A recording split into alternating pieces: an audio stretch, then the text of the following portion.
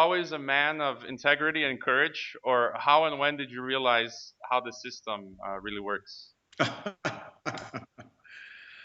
Well, I grew up a long time ago, and you were supposed to be able to look yourself in the mirror. And what that meant was you were supposed to do right and treat people right. Of course, today you can't look yourself in the mirror unless you've ripped somebody off. So there is this difference. Um, how did I learn how bad the system is? I think it started with Bill Clinton deregulating the financial sector, abolishing the Depression era separation of commercial banks from investment banks. This was a serious era. Um, I think it began with the Clinton administration's attacks on Serbia based on propaganda and lies.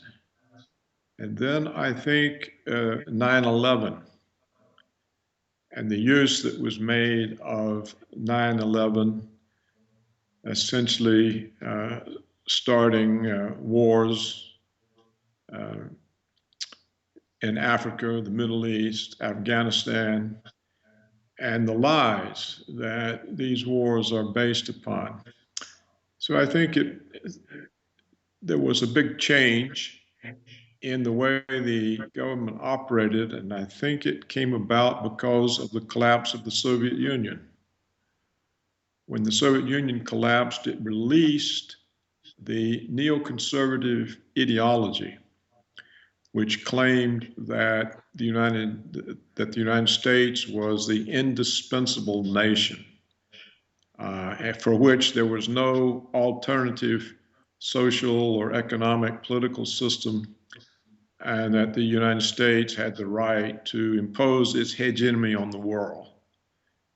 So I think these things are what woke me up. Okay, I just want to remind students that anytime a question comes up, just raise your hand and ask Dr. Roberts. Um, are you familiar with Daniel Ganser, who wrote the book NATO's Secret Armies about Operation Gladio? I know about Operation Gladio, but I'm not familiar with the book. Well, I had students listen to a lecture that the author gave on 9/11. He basically divided it up into three perspectives, which was the first perspective, the official government conspiracy theory, which was the surprise that a handful of Muslims took down the world's superpower. The second perspective is LEHOP, as he calls it, that the administration let it happen. And then the third perspective is that they made it happen. So this is the framework, which the basic framework. And so since you started with 9/11, what would be your core analysis of the events? My analysis of 9/11. Yeah, the events of 9/11, and which perspective, based on the evidence, what's your conclusion? Well, from the many years that I was in Washington, served in government and in the congressional staff, and had high-level security clearances, I do not believe it's possible for every institution of the national security state to fail simultaneously. I don't think it's possible that a handful of Saudi Arabians, not backed by any intelligence service, not backed by any state, can outwit not only the CIA and the FBI and the National Security Agency, but all 16 American intelligence agencies, all intelligence agencies of America's NATO allies, of Mossad, can outwit the National Security Council, NORAD, the U.S. Air Force, air traffic control, can cause airport security to fail 4 times in the same morning in the same hour. This type of total collapse of the national security state is not believable. It's not credible. I also don't think that if the United States had such a massive failure of its security apparatus, instantly the president, the Congress, the media would have been demanding a full investigation. How could such a thing possibly happen? And yet, the White House refused any investigation for a year and ended up with some sort of a political um, report. So these two things are inconsistent with everything I know about the government. It's simply not possible for everything to fail the way it did. And if such a catastrophe happened, it's not conceivable that the president would have immediately declared that we had to have a full-scale investigation. He certainly would not have resisted investigating. So I think that tells me all I need to know about it. So I have some student questions here. They're usually a bit shy to ask questions, so I'll read some of their questions that they had posted until one of them raises their hand. Uh, they meant one of the drives to invade Iraq. The reasons for the Iraq invasion was that they connected Saddam to Osama bin Laden and the attacks. So a student asks that how is it that at first the government sets Al Qaeda as responsible for 9/11 and the Afghan war begins, but then soldiers in Iraq say their mission was to retaliate for Saddam's role in 9/11. Is the power of the media such that the people forget or are really unaware of the reasons they're acting against their other nations? Well, the United States no longer has a media. One of the sins of the Clinton administration was to allow the massive concentration of the media. A handful of firms were allowed to buy up and concentrate what had formerly been a dispersed and independent media. And there's no longer an independent media. The independent television stations like ABC, NBC, CBS, CNN, they are all now part of large conglomerates. The newspapers were acquired by chains, and then the chains were bought by the conglomerates. And there simply is no independent media any longer. The value of these very large companies, these very large media companies, depends on the federal broadcast licenses.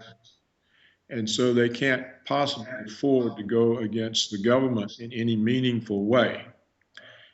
Moreover, the media is no longer run by journalists, it's run by, excuse me, corporate advertising executives. When I was at the Wall Street Journal as the associate editor, it was an independent newspaper. Now it's part of Murdoch's Fox News chain. There isn't any independent print or TV media. The only independent media is on the internet. So I guess that's why you've been voted one of the top 10 alternative media um, analysts, I think. I did hear something about that. Any questions so far? Angus? Yeah? We have a question from Australia. Hi. I was just wondering, I feel like from being in the Reagan administration to where you are now seems to be like a pretty big transformation. And I know you've already mentioned that you think things have got a lot worse since the end of the Cold War, but we know that American aggression has been going on for a lot longer than that. So I was just wondering, did you have any reservations about the role of the US government whilst you were in the Reagan administration? And no, you see, those were different times. The Soviet Union existed. The possibility of a miscalculation in nuclear war that would destroy the world was real. In other words, the Soviet threat was actually potentially a very real threat, unlike the so-called terrorist threat, which is a hoax. But the Soviet threat was not a hoax. I think it was overblown, but it was real. And so the Reagan administration had two goals. One goal was to end the Cold War, to get rid of this danger of a miscalculation, because it almost happened several times. We had the Cuban Missile Crisis, where things got very, very close to very bad trouble. And the other Reagan goal was to end the stagflation. And people your age are not aware, but in the end of the 1970s, the United States economy was in serious situation. The only way they could get the economy to grow was to pay for it with rising rates of inflation. And the only way they could control the inflation was to stop it with the rising rates of unemployment. And this was a very serious economic situation. And so, unlike any other president, Reagan actually dealt with these two problems. He cured the stagflation, and he brought about the end of the Cold War. And he had to do this despite the powerful opposition from Wall Street and from the military security complex. The military security complex did not want the Cold War to end because it was too profitable. And Wall Street was unable to comprehend the supply side approach to economic policy and was concerned that the inflation would rise further because of tax cuts and that the value of their stock and bond portfolios would be destroyed. So Reagan was the last president who stood up to very powerful private interests who had their own agenda. So I think that it's something to be proud of that the president was able to negotiate the end of the Cold War and to stop the stagflation. Any questions so far? No? Well, here's another question from a student. Do you believe that the common people will ever have access to the real truth if the means by which we receive information is corrupt? And I guess I have another question to add on to that. I noticed that in large parts of the world outside of the U.S., people don't tend to believe the official story on 9/11. Do you see a shift um, in the U.S. as well as outside towards more questioning of the official story? Oh, yes. The last I saw was some years ago that 36% of the American population didn't believe the official story. And of course, there are a number of organizations. For example, there are the architects and engineers for 9/11 Truth. I think there's some 1,700 of them. There are scientists. There are former government officials. There are firefighters. There are pilots. There are a number of organizations now of people expert in various aspects who challenge the story and say that it's implausible and unbelievable. So, but I do not think the mainstream media will ever take this up. They won't broach this, and I do not think there will be a government that will actually produce an investigation. In your latest article, you mentioned it's American immorality at a peak, and you asked the question, "What is the evil that drives Washington?" And I was reading on Lou Rockwell. They were mentioning an Orthodox priest that mentioned voting for the lesser evil is still evil, why not just write in Lucifer, is what the priest said. Um, and so I've come across as well people entrenched in the government system, and they were pretty blatant about their self-interest. And can you comment on some of these people that you have known? You've mentioned in the past how some of your former acquaintances, they're still, they make a lot, they make millions, and then it doesn't pay to tell the truth. Aren't they a huge part of the problem? Oh, yes, of course. Washington is a place you get rich by being a prostitute. You you sell your uh, verbal skills, your mental skills, your educational skills in order to serve some interest. So Washington is one giant whorehouse, and and if you cross any of the lines, they throw you out. You're not welcome. So it's impossible to raise any real issues.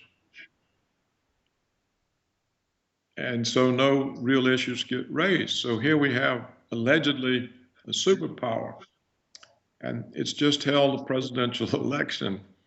And there was absolutely nothing of any consequence. No serious issue was ever debated in the campaign between the two candidates. The wars were off limits. Police state is off limits. The collapsing economy is off limits. So they talked about trivial things and called each other names. So, and no one said, what is this? How can we be in this type of situation and not discuss the issues? So I don't think that there will be any sort of breakdown in all of a sudden people find it necessary to tell the truth in Washington, or that the media will ever get aggressive.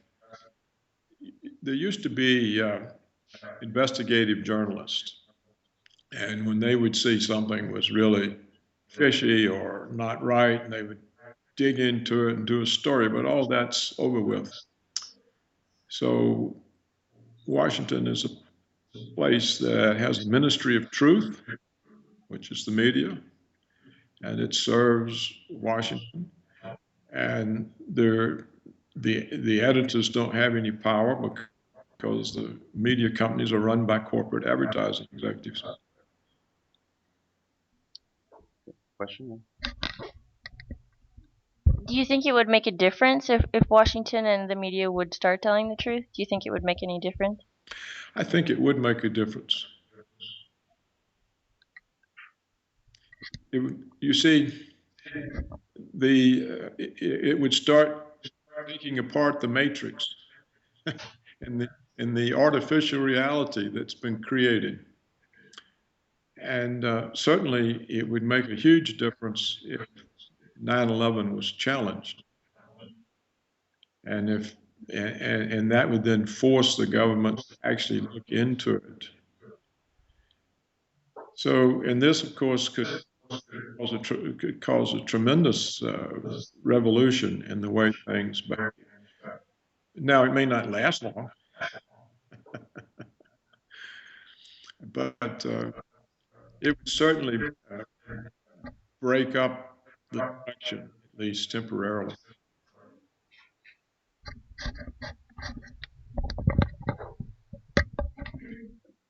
Given that perspective, I was wondering what your opinion is on organizations like the Julian Assange, what's it called, WikiLeaks, and whether there might be some potential for these kind of documents to be released through something like that.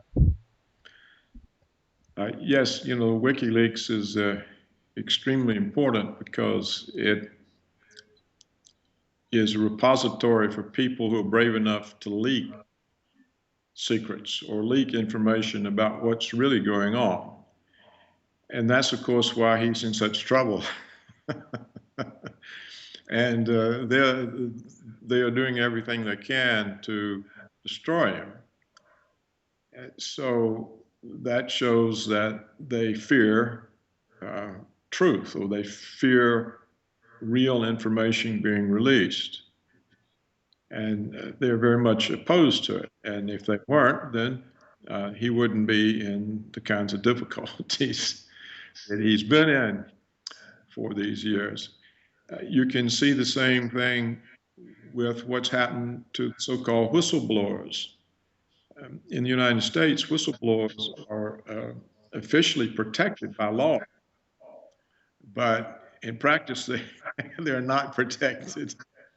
Bradley Manning is a whistleblower, allegedly, and he's been held in prison and tortured for 2 years now, right? And they're trumping up charges against him and threatening with everything. And they're actually using him, trying to implicate Julian Assange, that they can get him over here too and torture him and abuse him. So I think it shows that the government in Washington is aware that they're on the wrong side of the facts, the truth, the real information, and are threatened by it, and therefore determined to suppress those who tend to bring it out.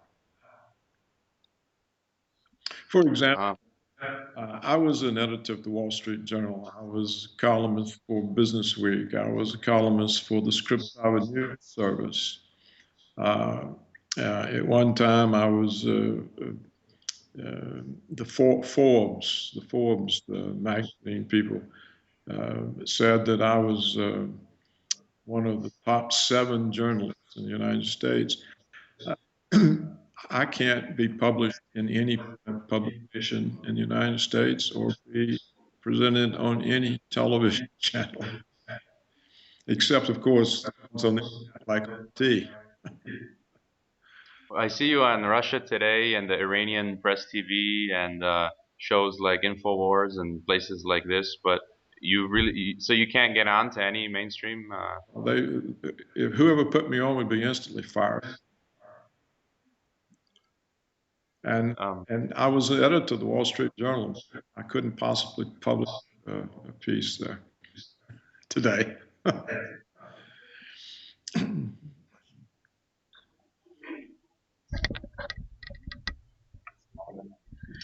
What do your ex-colleagues think about what you're doing now? Well, they think that I'm crazy. So I should have stayed there and made tens of dollars like they did being prostitutes. Not long ago, a friend called me up. He's a professor in Massachusetts. He says, the lunch, your former colleagues. I asked about you, and they said, if he hadn't turned critic, he'd tens of millions of dollars like us. And he said he didn't realize he was having a bunch of prostitutes. So, you mentioned the police state, and sometimes I wonder, do you ever get anxious? I left the U.S. a few years ago, and I wonder each time I return, what might happen. Today I read stories every day. A man was ticketed by the police for spitting on the sidewalk in New York, and that's something that happens in China. I guess people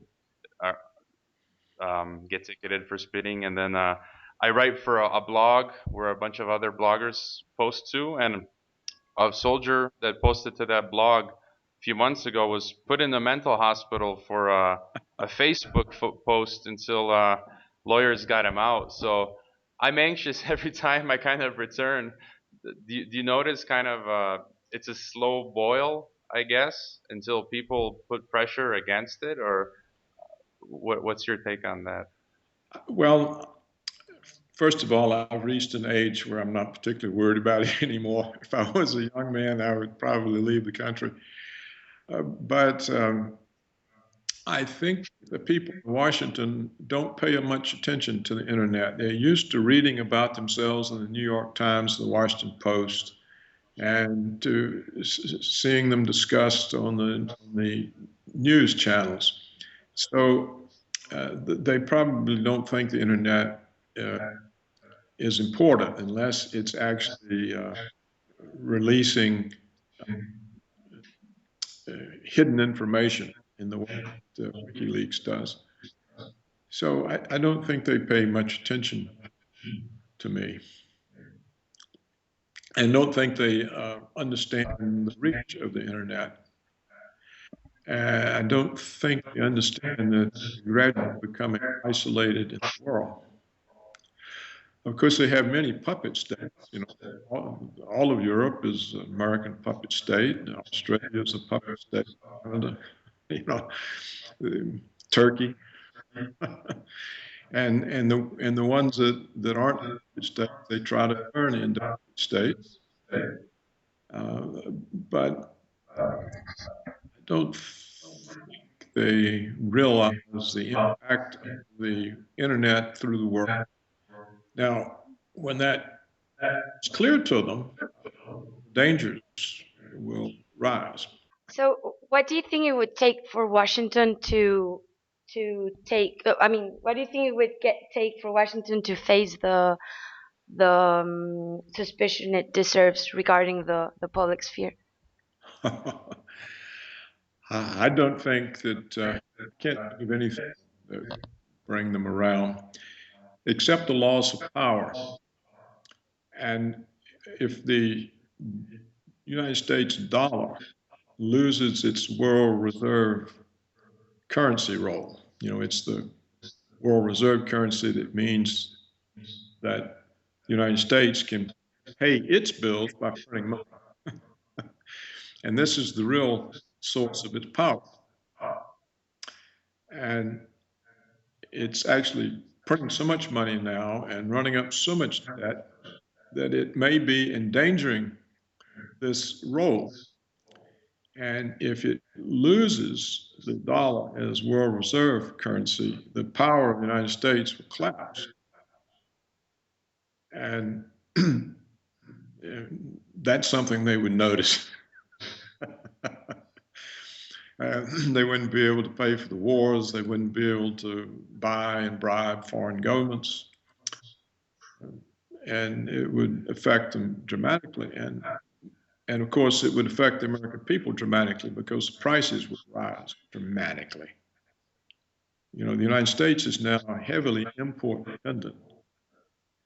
So if the dollar loses its role and its exchange value drops, the hardship on the vast majority of Americans would be dramatic. They would, in fact, be like third world people overnight. They wouldn't be able to maintain any semblance of the standard of living. Any final questions? Yeah, you can come on. I have final two questions. The first one is about what is your general opinion of the United States democracy? Because you have also mentioned in one of your articles in the website, you say that your opinion is like this time we debate about Romney and Obama, but actually it is the special interest won this election. And also regarding the case of 9/11, so what is your general opinion of the democracy in this country? Because I also see some friends in U.S.A. are still very few proud of to vote. Of course, from a perspective of Chinese, I feel it's very good because we don't have it rights at all. So, can you please talk about it? And the second question is about what is your view of United States will be in next 5 years? It's also related to one of our final projects, but I just wonder because you also wrote about it. It is suffering a virtual recovery. So and actually it is being in a recession. So what is your opinion about that in the next 5 years, what the United States will be? Thank you. These are very good questions. Um, Joseph Stalin said that those who vote decide nothing. He who counts the vote decides everything. Now, in the United States, there isn't any democracy. The country is not ruled by the people. It's ruled by very powerful private interest groups. I can name the most powerful: Wall Street, the military security complex, the Israel lobby, agribusiness, and the mining, timber, and energy industries. These are the people who provide the campaign funds that politicians need to be elected. Politicians are indebted to these people. These are the interest groups that write laws that Congress passes and the president signs. Nobody in the government represents the people. They represent the powerful interest groups that put them there. Look, when we had the financial crisis, who did the government bail out? The millions of homeowners? No, the handful of banks. Why do we have these endless wars? You know, the United States government now is killing people in 7 countries. No one knows why. What is it all about? It's for the military security complex. Billions upon billions of dollars profit. The environment is always under huge threat and danger. Why? Because of the timber and mining industries. There's no democracy here, and voting is meaningless. Now, in my own opinion, the Chinese government is far more responsive to people than the United States government. And voting has nothing to do with it. Why are the Chinese more responsive? I'm not certain that except I think that after through Mao, the Cultural Revolution, and all the rest, that they've learned lots of lessons, and they simply trying to hold the country together. I thought the Russians and the Chinese went through such ordeals that they learned a lot, and they don't seem to be as enamored of concentrating power as the United States is. And what is the source of war? It's not Russia and China. And it's the American democracy that has created a police state in the last 10 years. The Constitution has been shredded. All of the constitutional protections that comprise the Bill of Rights. You know, we no longer have habeas corpus. They can throw you in a dungeon for the rest of your life without ever presenting evidence, without due process of law. And now the Obama says he can murder you without due process of law. They're now making it illegal to protest in the presence of protected government officials. So you're losing the First Amendment rights of protest, free speech. These things are they've been threatened in the United States. And why? In what sense was the in danger? It wasn't. It's people who are in danger. I mean, why do they need to get rid of habeas corpus? Why does the president declare he has the authority to assassinate Americans without due process of law based on nothing but suspicion some way involved with terror? I mean, these are hideous developments, and there's no discussion, no really debate. The election should have been over these things. This is what the election should have fought over. They weren't mentioned. Dr. Roberts, we thank you for your time. Do you have any words of wisdom or advice to students and those of us in academia? Well, but I can say one thing. Because of the long Cold War and because of World War II against the Nazis, the United States wore the white hat, and it got tremendous sort of standing from that. And it's a mistake to still look at the U.S. in that way, because that's not the way it is. But people still do. I hear from Russian students, how can you possibly criticize America? It's the greatest country on earth. We wish we lived there. So people they're still living in the past based on interpretations of history of the mid 20th century. And that's gone. That's not what America is today.